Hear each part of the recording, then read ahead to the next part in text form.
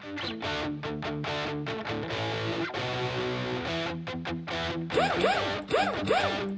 for taking a stop at Inside the Shop. How you doing, everybody? My name's Chris. I'm Gary. Welcome to Inside the Shop. How you doing today, Internet world? All right, Gary. What are we doing today, man? Well, we're going to talk about what we talked about on CSI earlier this week. Car service investigation. Okay. We had talked about all the maintenance, the preventive maintenance stuff, but there was something that you had said that struck a chord with me, and that was that when your car demands repair. Yeah. Okay. It really comes down to that brass tacks of why does my car demand repair? It's because you ain't fixed. Right. You ain't doing the preventive maintenance stuff sometimes. Right. And it came up in a conversation we were talking about scheduled maintenance and how important at higher mileage the scheduled maintenance really is, right? Oh, yeah. When you're in the 90s, 100,000 is usually when your spark plugs come into play. And I don't know how many times a customer walks in, be it a new customer or an existing customer, booked a oil change appointment, but hey, you rolled in, you're at 89 or 92,000, and I suggest it. It's a lot more money than an oil change. You decline it, and 3 to 6 months later, your check engine light comes on, and you got a misfire because the spark plugs failed, and the car demanded repair. Right. So, we were talking about the importance of scheduled maintenance and even preventative maintenance in some areas, but we'll get to preventive maintenance here in a bit. Later, let's look at that that demand, right? Right. Okay, but I want to first off jump a gun here real quick. But I want to thank Vic Coppola. Oh, yes, sir. For sponsoring the video. You guys see we're a brand new channel, and Vic's awesome. He's a business broker. First Choice Business Brokers. Yep. Find the link below. Give Vic a call. He'll help you out. Buy a business, sell a business, merge a business. This guy's awesome. He helped us out big time. You can trust Vic. That's the Vic's point. Awesome. So give him a holler and just tell him that Inside the Shop or CSI sent you guys. So He'll thanks treat a lot you for well. That. So, all right. So back in at it. Who are you? Are you the person that just changes your oil when you think it's necessary? You don't always go to a shop. Sometimes you just go to the most convenient place. Yeah, but now remember, or are you the customer that follows that scheduled maintenance plan? But hold on now. You got to remember, we're not talking about what we talked about in car service investigation. We're talking about our viewpoint on what we're seeing from our viewpoint. Right. Well, and I just want people watching to ask themselves what type of customer they are. Going with that. That when they next time they're in a shop, they think about this. Hey, Bill, because Bill's our customer, right? That's right. But Bill, hey, you're at 2 millimeters of brake pad remaining today, and I really suggest that you do it because of safety concern. And Bill says no and leaves the shop, which is fine. It's fine because 2 millimeter, you still can stop your car. But Bill doesn't do anything going forward. But he forgot, right? And 4, 5, 6 months later, Bill's metal to metal. Right. And now he's damaged a caliper because the piston popped out of the housing and the master cylinder. Right. Because now you lost all the fluid in the master, Bill. Right. So you almost probably more than doubled the cost of the repair for the pads and rotors. And this is why your car demands auto repair, folks. Exactly. Because we talked about this with our producer, and it comes down to where we got to start being more honest with you guys in a lot of ways when it comes down to how we look at you as shop owners. Sometimes it's brutal and it sucks that we're going to go here, but we're going to go here. Why is it that some of you have to say no? We've talked about it before. Is it pricing? Yeah. Is it, I don't have a warm, fuzzy feeling? Then why are you in the shop? Yeah. It's the questions here. Like, you called for a brake inspection, right? Yeah. You get told the bad news, you need a 4-wheel brake job, and then you tell me, no, put the wheels on and I'm going to take it somewhere else. And then it's this. Well, why are you charging me $50 to inspect my brakes? You said you'd waive it. Yeah, if you did the repair. Right. You look at this, and this is something that Inside the Shop wants to stress really hardcore on this, and that I think you can relate with this, us being old shop owners, is that, when you go to a shop, you've already looked at all the car service investigation, how to find a shop, and the importance of scheduled maintenance to preventive maintenance, all that. Okay, great. Awesome. Thank you for that, right? But why are you demanding your car to get repaired? Again, your car is forcing you to get it repaired. You're not getting repaired. Your car is. And it's because you're not listening to the guy across or the girl across the desk saying, hey guys, there's you a really problem. need to address this. This is why you need to address it. I think got a yellow flag, not a red flag, but a yellow flag, and that yellow is going to turn red pretty quick. Exactly. Yeah, and this goes into when we first started our business, going back into 2009, is that we had a customer that just, I'm not going to do that. I don't believe in doing that. And I said, look, if you don't do this, you're going to damage the car one day. 6 months later, she blew the timing belt out. And guess what? She bent the valves in the cylinder head. And the car was now from a $1,100 timing belt to almost a $4,000 cylinder head job. Yeah. And she didn't want to fix it. And it was a nice car. It only had maybe like 150,000 miles on it. And these are that demanding repairs we talk about. So let's go a little bit deeper into what we were talking about pre-show that you had brought up on that maintenance side, that preventive maintenance side, that routine maintenance side, where it's just... And then that's partially why I asked in the beginning, what kind of customer are you, right? Okay. Because when you come into a shop, you again, like you make an appointment for a brake inspection, you hear the brakes making noise, but you didn't like the price you were told, so you go somewhere else, or you go home and you start price shopping. You don't understand the value. What's your time worth? I mean, so there are two types of car owners, right? People that just drive their car until it breaks and they address it when it's needed, when the car demands repair. Yeah, when it demands it. And then there's people that truly understand to take care of their car. Maybe they spend a little bit more money on the individual services, but over the life of the car, they are saving money because they're not getting hit with that $3,000 emergency repair. There you go. And that now walks us into something that we were talking about earlier with the preventative, okay? Right? So we talked about this on CSI about fluids. We're going to get into the real brass tacks, ladies and gentlemen, on how we perceive the fluids. Now, you've all seen it in previous episodes. We had a standards list that we discussed, looking at when we talked about the DVIs, the inspections and all this, but we're going to go into that fluid section of those inspections and what we believe you really truly should do. And with our research that we've done, and not just our expertise. Right. Okay? 50 years plus experience in this industry. I think we got some credentials. We got some knowledge, So we're going to talk about what I believe you should be doing when you look at a power steering fluid exchange, or we're going to do this. We're going to call them flushes, okay? So you're going to flush your fluids, your power steering, your transmission, your brake fluid, and your coolant, right? Your oil changes every 5,000 miles, like we've talked about. Some people stretch it to 75. Chris drives a lot, so he stretches it to 6 to 75. But have you ever asked yourself, why is it nobody talks about the other fluids in your car? You're more than willing to change your oil on a regular basis.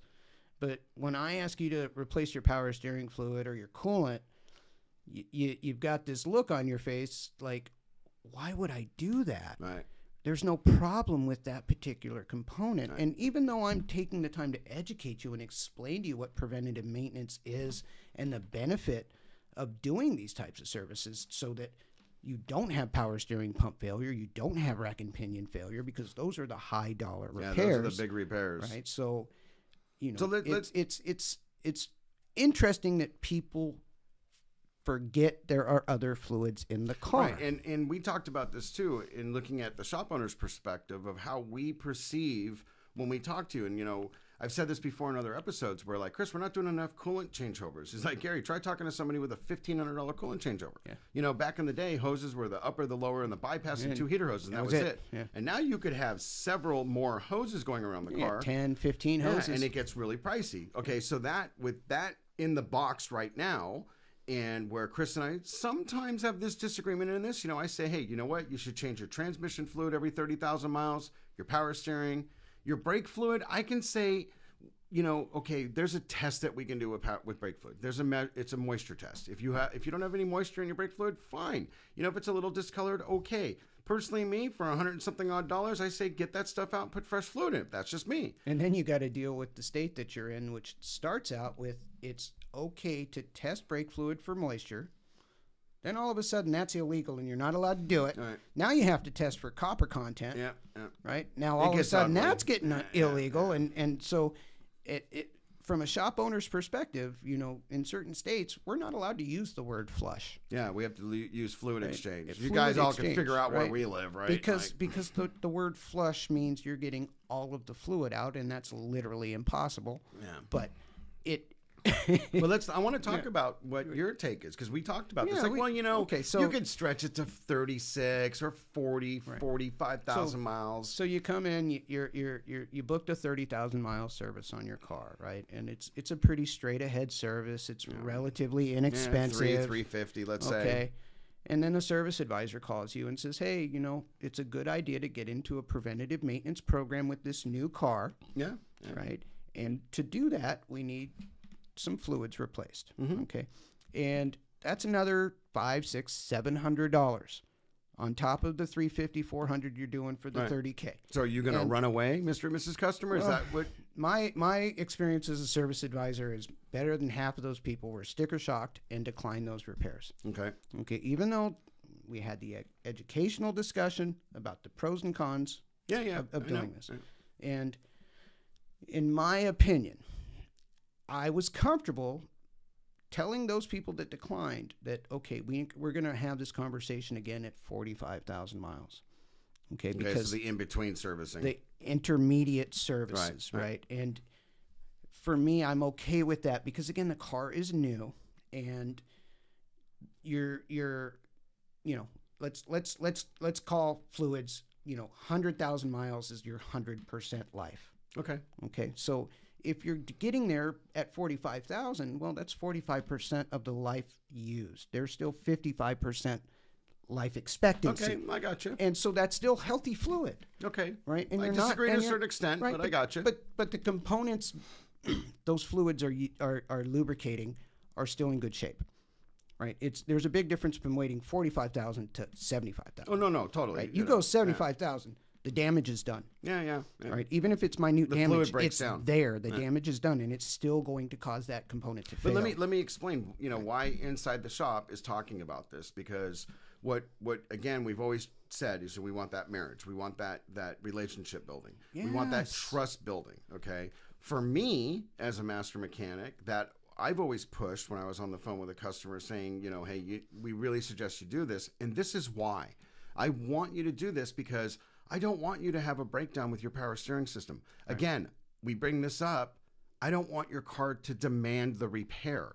Mm-hmm. Don't get us wrong, folks. Your car is going to break down one day. That's just inevitable. It's going to happen. Every car. However, you can make that so far between that it might not ever break down on you because you sold it, traded it in, whatever you did. Yeah. Okay, again, I said this a couple episodes ago on other shows that I got 222,000 plus miles on my Nissan Frontier XE. I don't have a breakdown. Granted, yes, I used to own a shop, and yes, I used to. I was a mechanic. The worst thing you did was put shocks on the thing. Yeah, every 30,000 miles, 40,000 miles. You know, because it was the shop. It's a bad design, right? You know? And the shocks suck on that truck. But nonetheless, so okay, and I think this is a good wrap up to where we're looking at is that, you know, when we look at how customers perceive us, okay, and this is a very small percentage, folks. Everyone watching this is probably going, wow, I'm so glad that I'm watching this. And we thumb up. We really appreciate it. Yes, we do. Because you're getting this educational side from the shop owner's point of view of when you're a customer that walks in and you think it's all about the money, okay? Okay, yeah, we're in business to make money, but we're also in business to have that longevity with you and to make that car last. The greatest thing for Chris and I owning a shop was watching the parents take the car and hand it to their teenager. And then the teenager did the exact same thing the parents did. They took care of the car. Right. And that is the golden ticket for a shop owner, the manager, the service advisor, the mechanic. And so when you look into the fluid aspects of cars and you look at how the degradation of what's the word? Degradation. Thank you. Oh my God. You know, my wife says, don't use big words, babe. Gary's getting a thesaurus for Christmas. Yeah. Hey, don't do that to me. He doesn't even know what thesaurus means, so it's all good, right? What I want to see you guys do is just to look at what we talked about before, which is, you know, look in your book, see what your book says. There are some maintenance manuals in cars that say, hey, you know, you're going to change your transmission fluid. You're going to change this. You're going to change this. I haven't seen one yet that says change your power steering. No, I haven't either. I have not seen one yet. I've seen transmission. I've seen coolant. Well, it's transmission because of the very, very popular product out there. Yeah. That had transmission problems, and after about 3 years of doing a lot of warranties on new transmissions, they changed their transmission fluid. They decided that if they put a note in the manual about replacing the fluid at 45,000 miles. Mm-hmm. If you didn't do it, well, you just voided the warranty on your transmission. So when you got to 80 and it failed, sorry, you get no warranty. Yeah. So what we want you to see on our point of view is this, and then we're going to wrap this up, is that we are trying our hardest as shop owners is, yes, to make a profit so we can be a bigger, better shop for you. Again, like we always have broken record with this, hire the best mechanics, have the best equipment, the best waiting room, all those little entities and amenities that we offer you. That add the extra value, right? But that extra value. And it's just listen. That's all we ask is listen. And, you know, like I said, and we'll wrap it up here, is that Chris made this great thing where he had the tubes on a platform that showed new oil, old oil, and just all the fluids going down. And it was such a show and tell to a customer. And it's like, this is what's happening to your fluid, ladies and gentlemen. Right. And then we had these little disc cup things that we go and take just a little drop sample of your fluid and compare it to the thing that Chris made. And it was awesome. That visual was a great tool for us to show you the customer. It did help you make an educated decision on your car. But before we wrap this up, something just popped into my head. Ouch. You can see the sweat beading, right? So, you know what's funny is that something I've noticed in the industry was the quick lube places. Mm-hmm. Okay, so by design, by their business model, they're going to upsell you fluids. It's just part of their business model. Right or wrong, it is what it is. But what I found was interesting is a lot of consumers that used these facilities found value in they could go in and get a top off. Yeah, I forgot about that. I'm glad that you brought that up. Right. Ladies and gentlemen, you do not ever want to top off your brake fluid. That's dangerous. Ever. We talked about this in a couple episodes. It goes low by design. Yeah, there's a think of your toilet where, you know, it starts running and you move the lever and it stops, right? Well, there's a little valve, a little styrofoam thing inside the master cylinder. And when it goes low, your brake light's going to come on. So when you top it off, the brake light goes off. So basically what he's saying is if your brake light are getting lower. If the brake light on the dash comes on, it means you have a problem within your brake system and you need to have a thorough brake inspection. Right. Now, you could also, like, let's say your brake fluid's full and it's not that portion of the system. Your e-brake sensor could be going bad maybe. But for the most part, Chris is right. If that brake fluid's low and you're topping it off, that's dangerous because what you're going to end up doing is you're going to go metal to metal on your brakes.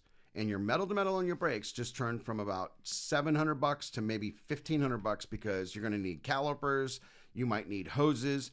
You potentially could need a master cylinder, and that's the danger part. So I'm glad you brought that up. And then let's extend that, right? So transmission fluid, unless you're in a high mileage car that would have, you know, a natural burn off of some fluids, right? It happens to every fluid. Yeah, you're gonna add fluid. There's to it. no need to ever top off your training again, unless you're in the higher mileage. I disagree to a certain extent. You're right. I agree. Okay. But to a certain extent, I'm fine if you know, you're a half a quart low and you got, let's just say you got 50,000 miles. You didn't do anything. You're a half a quart low. I'm fine with that. What you look at in transmission fluid, and we've discussed this when we own the shop, is that grittiness when you put it on your hand. Right. And then you got to start questioning things. But if you're continually topping off your training fluid every 10,000 miles or so, you got a leak. There's something wrong. Well, I guess I didn't word it right. That's the problem. And same thing with power steering fluid, right? It's a sealed system. Yeah, you're never going to have that. You shouldn't. If your power steering fluid goes low, then there's a leak somewhere, even if you're not seeing it hit the ground.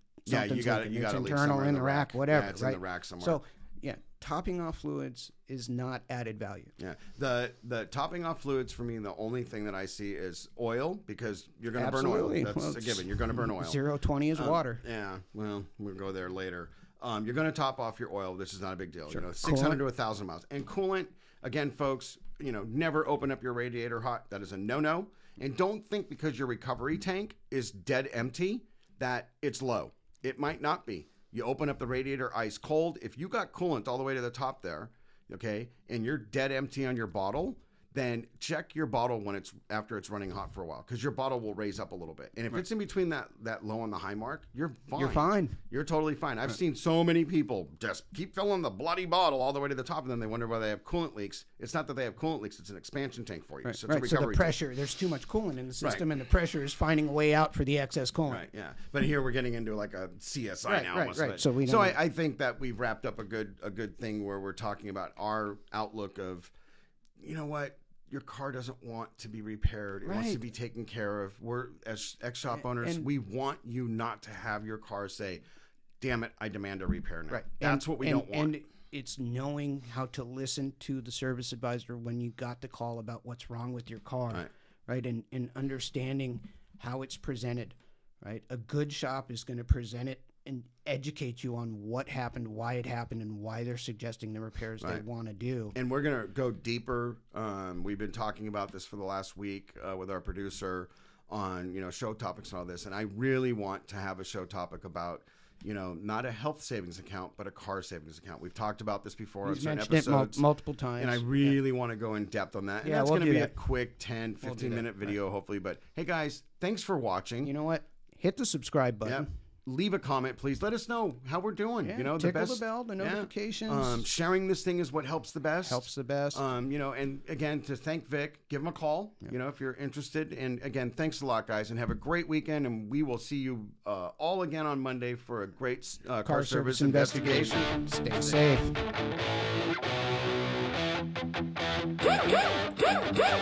Thanks for taking a stop at Inside the Shop.